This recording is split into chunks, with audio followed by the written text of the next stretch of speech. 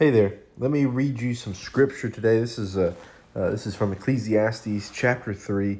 Ecclesiastes it's a fascinating book. It's considered the wisdom literature of the Old Testament.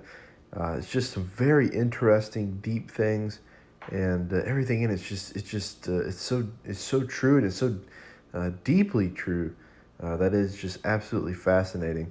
But I wanted to share this with you and remind you that there is a time and a season for all things in your life.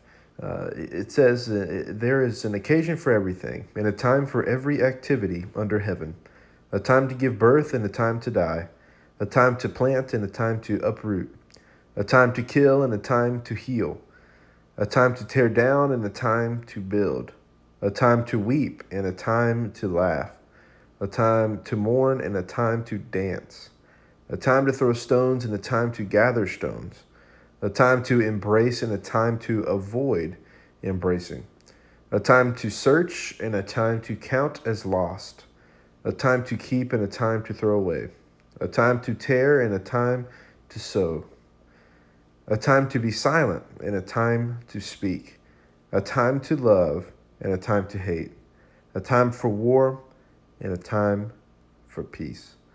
Listen, everything that goes on in life, there's a time and a place for it. But here's the thing.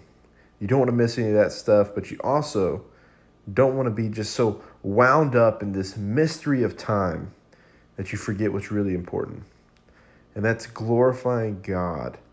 And it's your relationship with Jesus Christ and preparing for your eternity with Him.